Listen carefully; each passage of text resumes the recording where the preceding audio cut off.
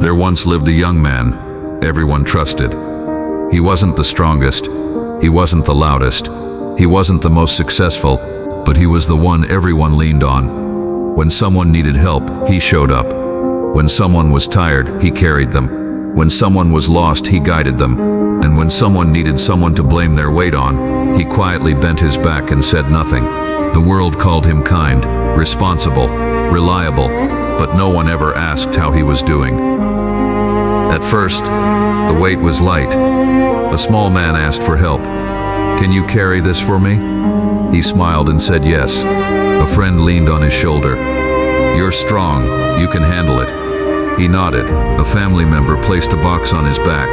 "You're the dependable one." He didn't hesitate. The load wasn't heavy yet. It felt good to be needed. He stood taller because people trusted him.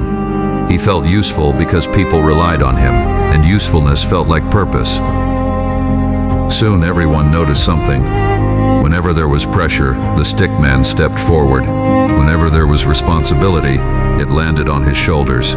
So people stopped carrying their own weight. Why should they? He was always there. More people keeps climbing onto his back. Some with problems, some with expectations, some with dreams they didn't want to carry themselves. They said things like, "You're so strong, you don't complain. You always figure it out." Each compliment added weight. Each expectation tightened the load. But he smiled. Because saying no felt wrong. Because rest felt selfish. Because he believed love meant sacrifice. Over time, something changed. This young man still carried everyone, but he stopped carrying himself. His own dreams sat quietly on the ground, untouched. His own voice softened. His own needs faded. He told himself, "I'll rest later. I'll focus on me someday. They need me right now." Days passed, then years. He moved slower now. His posture bent slightly, but no one noticed. Why would they? He never complained. People praised him often. "Look how much he does. I don't know how he manages. He's amazing." But praise did not lighten the load. It only justified it. Inside him felt something new, a quiet tiredness that sleep could not fix. Yet he laughed with others, but felt alone when he was quiet. He was surrounded by people, yet deeply disconnected from himself.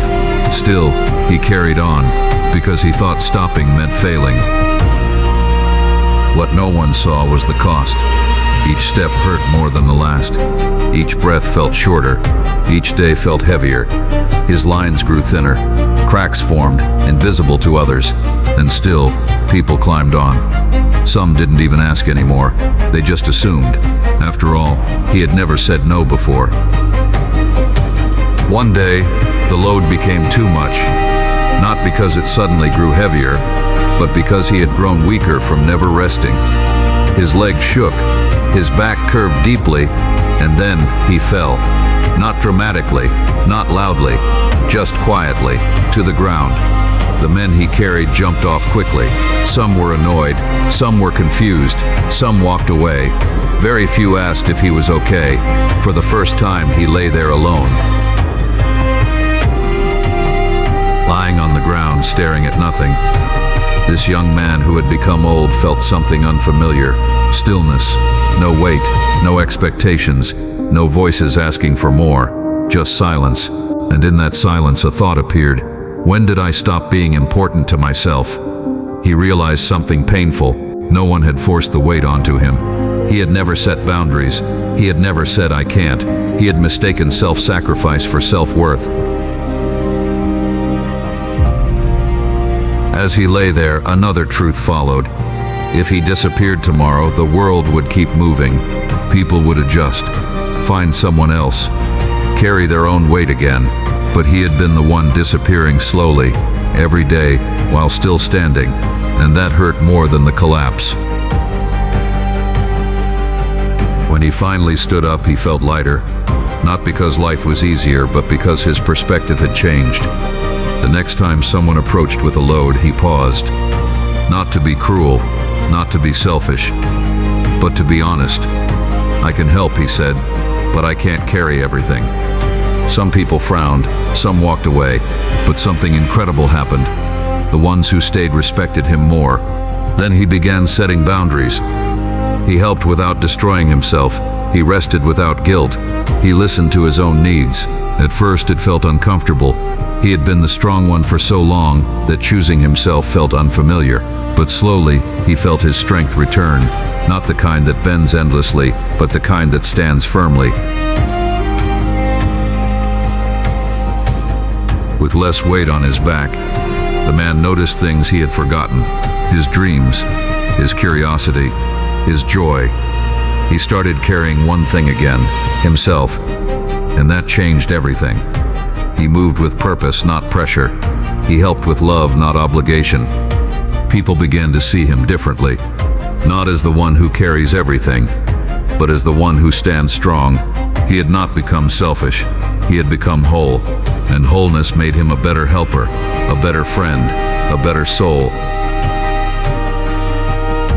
This story is not just about the young man, it's about you.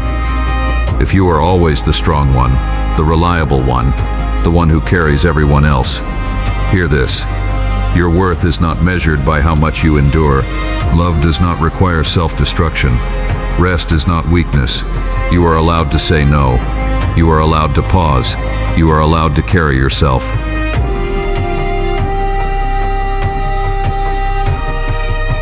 Because a life spent carrying everyone else while abandoning yourself is not strength. It is survival. And you were meant for more than survival. The man still helps others. But now, he walks upright, balanced, aware, whole, and he finally understands. You cannot hold the world together if you are falling apart, and carrying others should never mean losing yourself. If you find this helpful, like and subscribe.